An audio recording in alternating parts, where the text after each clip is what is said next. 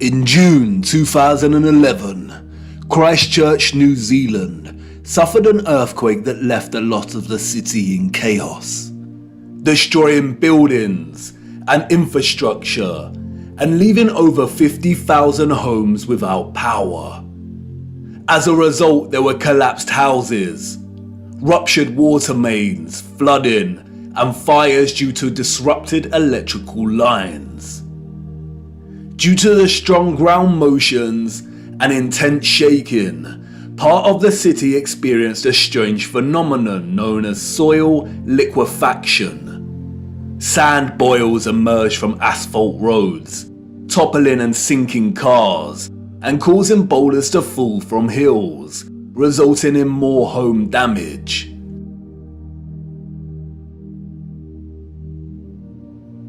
Soil liquefaction occurs when saturated soil loses its strength and stiffness in response to an applied stress, such as shaking or other sudden changes, such as a strong explosion. Loose, saturated soil or sand has a tendency to compress when a load is applied, but in the event of a stress, such as shaking or an explosion, we see the opposite. The soil tends to dilute, and the result is treacherous quicksand or quick clay. The land turns to liquid, causing structures of heavy mass such as buildings, infrastructure, and cars to start sinking, topple over, or collapse. It can also affect dams and bridges. Turbidity currents can also form huge landslides that are impossible to stop. In the worst case scenario, entire cities may be destroyed. As you can see, liquefaction can move entire areas of land. The mud can rise dramatically and rapidly, and its destructive force is unstoppable. It is a well-documented phenomenon. The 1964 earthquake in Nagata, Japan caused liquefaction, and we can see the effects very clearly in these photos. The same here with the 1964 Alaska earthquake. Buildings toppling, cars sinking, infrastructure collapsing. Once the stress has subsided, the soil begins to solidify once again, and we can see the aftermath. Uneven, muddy streets remain where there was once road paving. Returning to photographs of 19th century cities, we see a similar situation here. The roads are unrefined and full of mud. We see unsophisticated, uneven, coarse, and muddy roads everywhere against a backdrop of refined, sophisticated, and magnificent architecture. Could these cities have suffered the similar fate of soil liquefaction that we see in more recent times? Perhaps. But unfortunately, muddy roads is not enough evidence to base any conclusions on, is it? Children ask the most vital of questions, and adults, in their foggy stupor, usually provide the most unsatisfactory answers, often regurgitating learned nonsensical information that leave the child's imagination unfulfilled. Squelching along these muddy 19th century roads, observing their surroundings, a child may ask, why did they build the windows so low to the ground?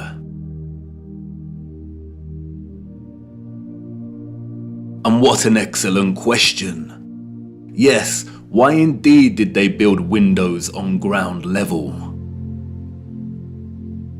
For you see, the people we see in these photographs, sadly, did not build this architecture. And maybe some of them, at some point in their busy day-to-day life, ask the exact same question. We see it everywhere. Windows at ground level.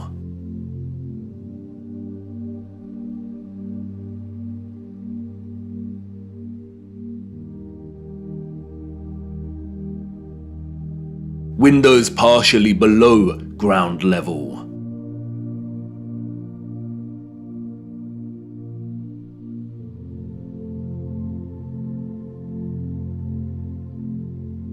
First floor entrances raised from the ground level.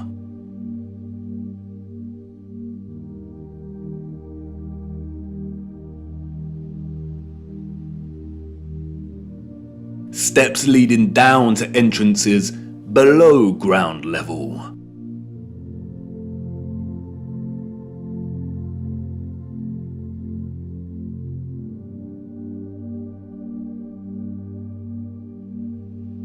We can find this in almost every major city across our realm. In both old photographs and when we walk in the streets today. And what does it tell us? That a society with access to modest construction tools and horse and car constructed their infrastructure by first spending countless amounts of hours and energy clearing land with a depth of over 3 meters to begin their construction. Building basement floors is incredibly hard work. Since the 20th century, large powered excavation machines, such as backhoes and front-end loaders, have reduced the time and manpower needed to dig a basement dramatically, as compared to digging by hand with a spade. Perhaps you could say that our historical ancestors were just that dedicated to the architecture they built. And you could say that many of the sunken buildings we see are actually due to elevations and depressions in the natural landscape. The official narrative, which is always full of inconsistencies, perhaps would suffice if it was not for contemporary excavation. When we look at photographs such as this, it immediately dawns upon us that what we are seeing are windows and doors 2 to 3 meters below the ground surface.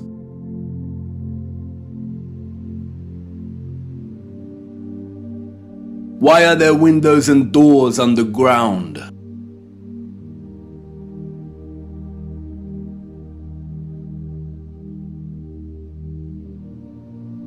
What is this that we see in our cities? Natural soil accumulation over time? Geologists have never been able to ascribe a consistent value to worldwide natural topsoil accumulation, because it is impossible. Some regions of our realm experience consistent topsoil accumulation, whereas other regions actually experience consistent erosion. Many historians and archaeologists have noted that many cities over the centuries have been destroyed through war, and natural phenomena such as earthquakes, volcanic ash, and flooding.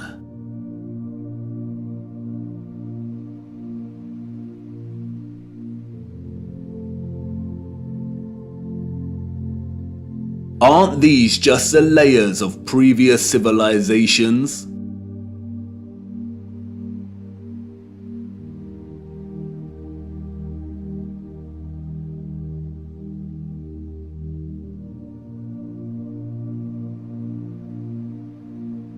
No, they are not. We see over and over again whole floors of buildings consistent with the architecture existing above the layer of ground.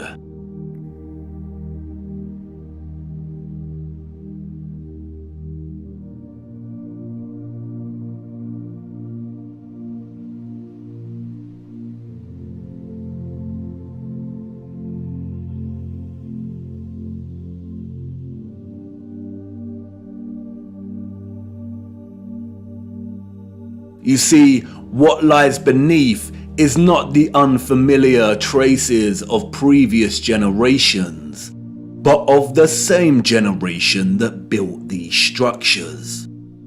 And once you really see this kind of sunken, buried infrastructure that exists in such prevalence across our world, you can never unsee it.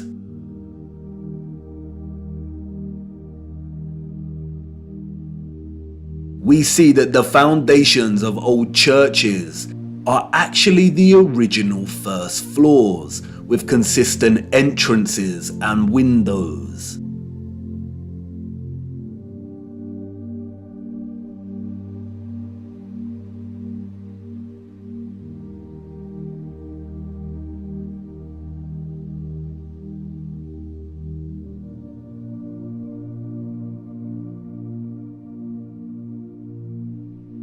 We see mosaics unearthed.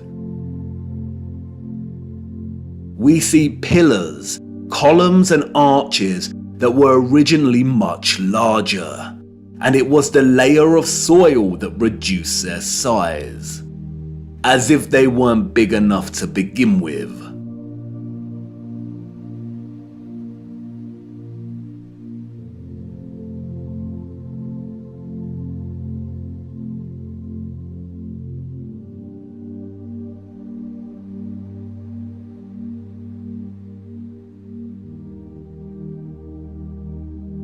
And like with the 1964 earthquake in Nagata, Japan, we also find many so-called ancient structures that are leaning, as if at some point the soil beneath these structures loosened and liquefied.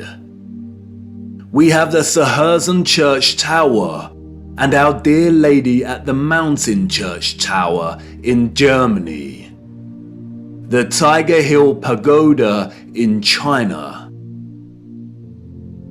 the Leaning Tower of Neveyansk in Russia, the Leaning Temple of Huma in India, Oud Kirk in the Netherlands, the Tower of Zaragoza in Spain, and, of course, the Tower of Pisa. The official liars of the world try to justify the buried and tilting structures we see, filling our heads with stories of antiquity and ever-changing geology. But it becomes trickier for them when we turn our attention to America. If we are to believe their narrative, then all of the buildings we see in 19th century photographs of the burgeoning American cities are newly constructed. Why do we see famous structures, such as the Washington Capitol building, with consistent infrastructure that buries very deep into the ground? And again, the inconsistencies do not add up. Why would an underdeveloped people waste resources, energy, and time constructing the foundations of the Capitol building to be consistent with the column style we find above the surface? The foundations did not have to feature columns. Columns, we are told, are a stylistic choice, not a functional one. So why would they do this? In a nutshell, they wouldn't.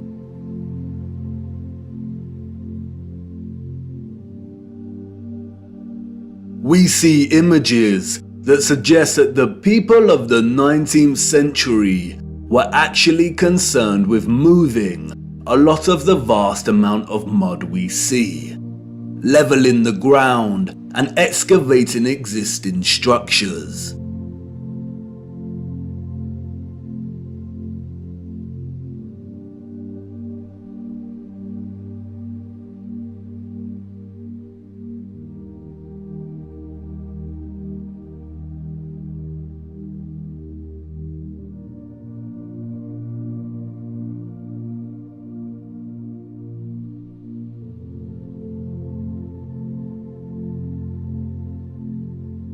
The consistency and prevalence of buried architecture across our realm indicate that whatever happened was a worldwide event, despite regional differences in natural topsoil accumulation and erosion. And there is no official narrative explanation that justifies the buried architecture we see. No explanation provided to justify the amount of mud we see in 19th century photographs of our cities. On the roads, mud piles from clearing, the roads uneven, the land ravaged, but the architecture grand, perfect and intact. Applauded by literary scholars for his use of fog as an opening simile and metaphor to paint a portrait of London as a corrupted hub amidst burgeoning industrialization, many often overlook that Charles Dickens's 1852 novel Bleak House actually opens with a different image. London, Michaelmas term lately over, and the Lord Chancellor sitting in Lincoln's Inn Hall. Implacable November weather. As much mud in the streets as if the waters had but newly retired from the face of the earth. Liquefaction caused havoc across Christchurch and the Garter. But these were isolated earthquake events, and only portions of each city were affected. It is not possible for there to have been huge, simultaneous earthquakes around the world during a similar period. Or is it? Even Wikipedia tells us that liquefaction can occur naturally or artificially, from an earthquake or other sudden change in stress condition. Even if this was the case, we do not see the same structural damage to the buildings in the 19th century like we do in cases such as Christchurch and the Garter. Most of the buried architecture we see is intact. It is either sunken or the ground level has been raised at least 3 meters, sometimes in a uniform manner, and other times partially buried in rolling mud hills, as if there were huge landslides. The strange case of the buried architecture provides the following conclusions: that what lies beneath are not the remains of previous civilizations. More often than not, the buried structures are consistent with the architecture we see above ground. That the structures are much larger than originally suspected, and therefore they are even more of a construction impossibility for a Victorian generation of horse and car, and those existing before them. That natural topsoil accumulation and soil liquefaction are not satisfactory explanations for what we see here. Whatever took place had to be something much larger and widespread, such as a natural or artificial earthly cataclysm of sorts. As many of the photographs show, many citizens of the 1800s were responsible for moving much of the mud, leveling the ground, and excavating buildings, which suggests that whatever happened had happened very recently in their past. The complete absence of a reasonable mainstream justification for the buried architecture we see suggests that the controllers of our realm are deliberately trying to hide whatever happened. And what of the deserted cities we see in the earlier photographs? If these cities were truly empty, then we must ask why. We must also ask how all the people got there in the end. In the space of 30 or so years, we see a city go from barren to bustling. Interestingly, it is Charles Dickens and 19th century literature more generally that offers some clues. Two central themes run throughout 19th century Victorian literature: that of marriage and female chastity, and that of orphans and adoption. Many of the fictional characters we've come to love over the years are orphans. We have Oliver Twist and Pip from Great Expectations. We have little orphan Jane Eyre and Heathcliff from Wuthering Heights. We have Mowgli from The Jungle Book, Cosette from Les Miserables. We have Heidi, Rapunzel, Peter Pan, Snow White. We have Tom Sawyer and Huckleberry Finn and Anne of Green Gables. And these books were of their time, as far as orphan prevalence goes. The only issue is that these novels romanticize the orphan as a figure dislocated from society by default, and therefore pave their life's path as one of unforeseen opportunity. This was not reality. The theme of marriage and chastity that we find in so many 19th century literary works, such as those by Jane Austen, the Brontes, George Eliot, Dickens, Thomas Hardy, Leo Tolstoy, Victor Hugo, and more, was nothing more than carefully disguised, well-written propaganda, with the sole purpose to solidify and justify a social value framework that would separate children from their mothers. Children born outside of marriage or wedlock were regarded as illegitimate, meaning they did not have a legal status. Illegitimate children was a serious stigma throughout the 19th century. The majority of employers would not hire women with an illegitimate child. Many unwed mothers with illegitimate children ended up without a home, in poor health, starving, exhausted.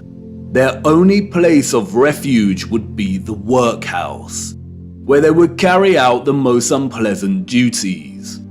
In some places, women with illegitimate children were singled out and had to wear a special uniform, which alerted everyone to their status as an unmarried mother or fallen woman.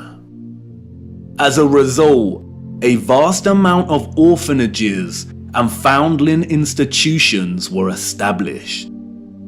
This is the London Foundling Hospital that was very active in the 19th century. Look at the size of it. Charles Dickens was obsessed with this place. Inspiration, they say. The official narrative tells us that an estimated 4,500 women handed over their children to this huge building. But this was just one institution.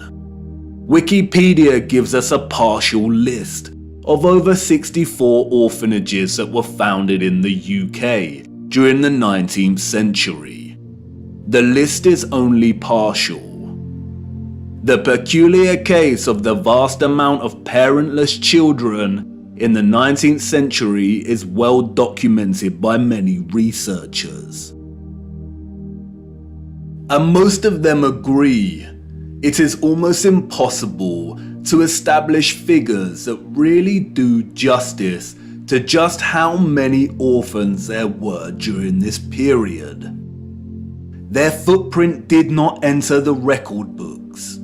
It formed in the mud and was then washed away. It wasn't just the UK. This was a worldwide phenomenon. New York City had 4 foundling asylums alone that processed thousands of children annually. By the beginning of the 20th century, Italy was reporting 32,000 children per year. Spain and Portugal were reporting 15,000 annual foundlings. Before 1860, 374,000 recorded infants were processed by the asylums in Milan, Naples, and Florence alone. Historian David L. Ransell states that Moscow was receiving between 16 and 18,000 infants annually by the 1880s, and sending over 10,000 of these each year to outlying villages for care. In 1882, there were all told 41,720 foundlings from the Moscow home, living with 32,000 foster families, scattered throughout 4,418 villages. A dozen villages had over 90 fosterings each.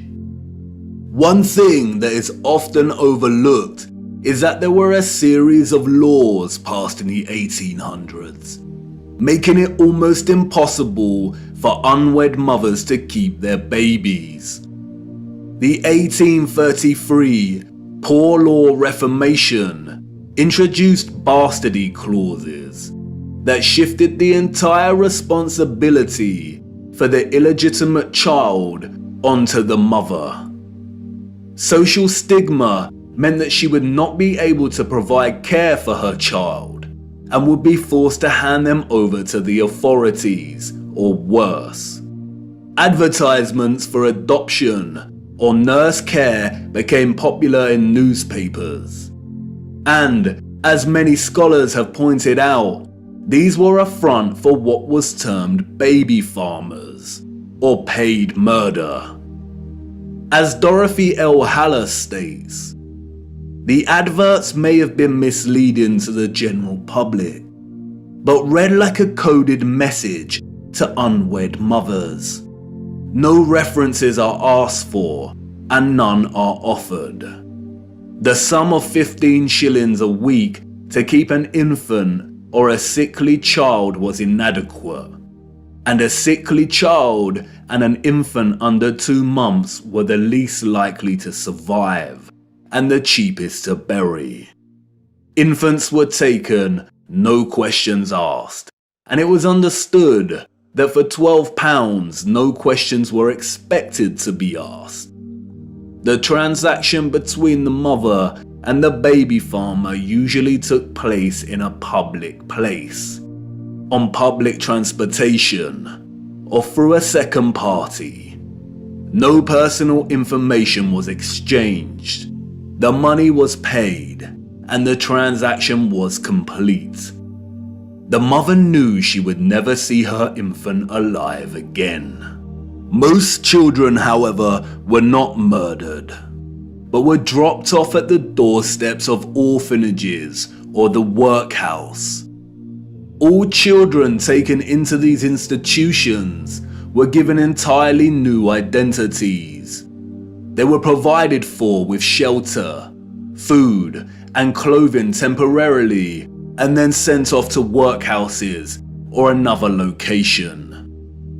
Photographs in the 19th century were scarce, but towards the end of the century we see more photographs And the last continent to experience such mass exodus of orphans was the United States. And it is here that we see evidence of the orphan trains. The first group of these orphans arrived in Michigan in 1854, and from that moment on, the movement shipped hundreds of thousands of children across the states until it ended in 1929. Officially, there were over 97 institutions involved in orphans and orphan trains in the 19th century. And again, this was not just the United States. Annie Macpherson will go down in history as a woman who scammed more than 100,000 foundlings and shipped them from the United Kingdom to Canada, New Zealand, and South Africa, and even to the outer edges of the earth in Australia, so that they could be sold into child labour. Why do we see so many photographs of orphans in workhouses? Why are they working with machinery created for adult use? Were there not enough adults during this time to carry out this work?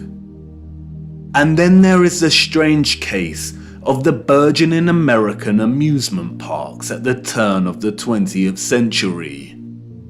In addition to rides and exhibits, many of these parks featured an unusual attraction: infantoriums.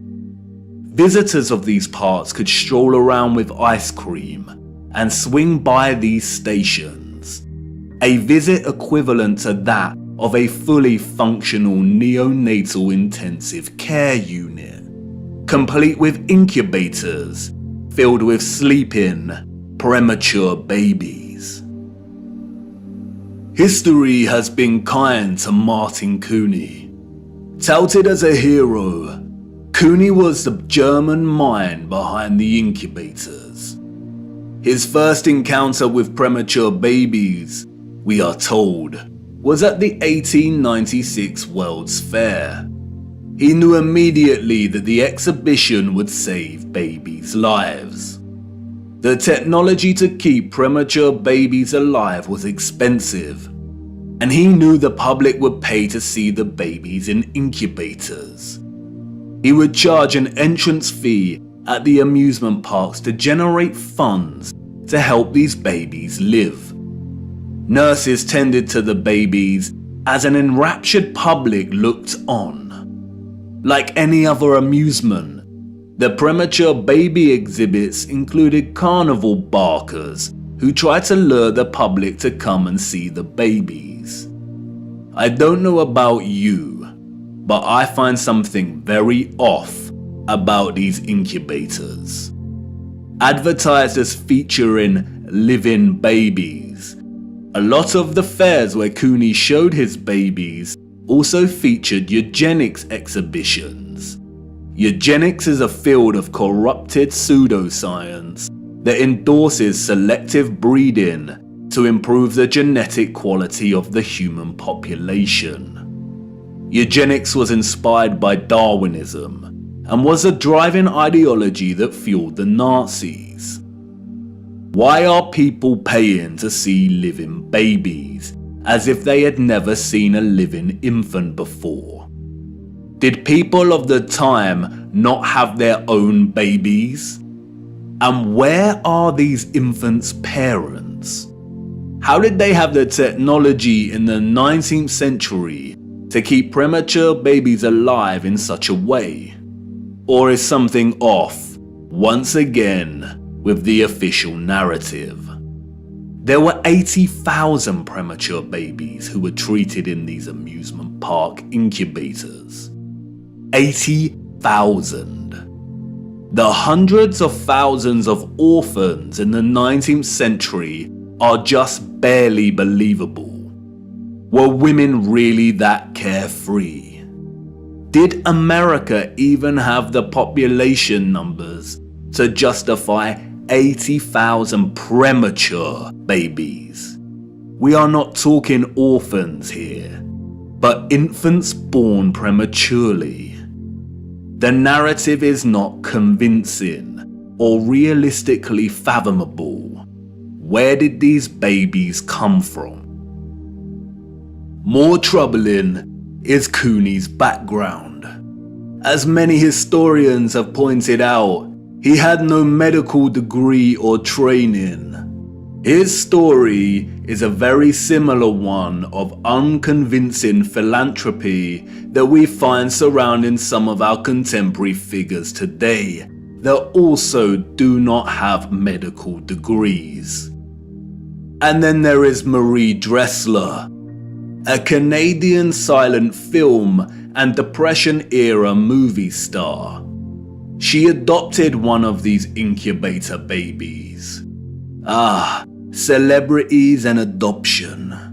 The official narrative conveniently leaves this out of her story and tells us that she may have had a daughter who died as a small child. But the photographs suggest otherwise. Did she adopt her incubator baby at one of these fairs? Were the fairs a front for illicit adoption of premature babies? Even if they were premature, did that mean they had no parents? Who owned and was responsible for these parks? And what happened to the babies once they grew and left the incubators? If something feels eerily wrong about the entire narrative surrounding these parks and orphans, it's because we are not being told the truth. Why were there hundreds of thousands of parentless children in the 19th century? Where did they come from? They were relocated all over the world. Europe, America, Russia, Australia, Canada. Why? Especially when most still had a living parent. If pregnancy out of wedlock was such a social stigma that resulted in such trauma, why would so many people put themselves in that position in the first place? Did the government really care about social morality enough to pass laws? And all the effort to build and maintain orphanages and orphan relocation networks, would this not burden governmental finances and administration systems? It certainly would have. But you see, there was a greater purpose behind the government's worldwide agenda: repopulation. The social narrative of chastity was nothing more than propaganda and justification for stealing children. The reason we see empty cities in the early 19th century is because they were in fact empty, void of population. And the reason they are bustling 30 years later is because orphans were shipped into these cities to repopulate them. You see, in the early 19th century, there was a worldwide reset of sorts through depopulation and then repopulation. The people we see in these photographs did not build this architecture. They inherited it, along with a lot of mud. Not only did they inherit it without a clue as to what it actually was and who it belonged to, but they were unknowingly complicit in repurposing pretty much all of these structures. I know, none of this is making much sense at the minute.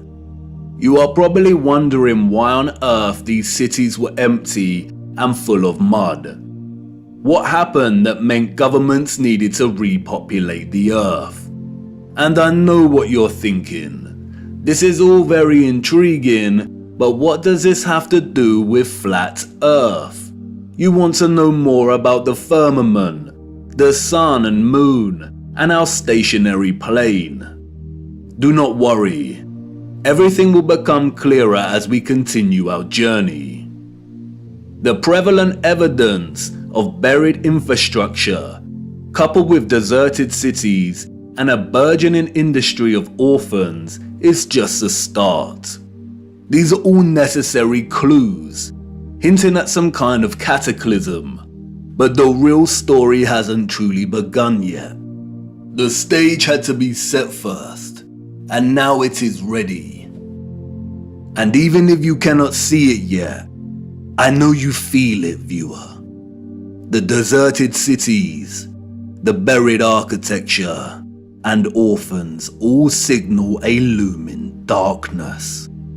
There is a great black cloud in front of us, and I won't lie, we are heading right into the heart of it. And like I said before, we do not have much time. Come on, it's time for me to honor my promise and take you back to the future.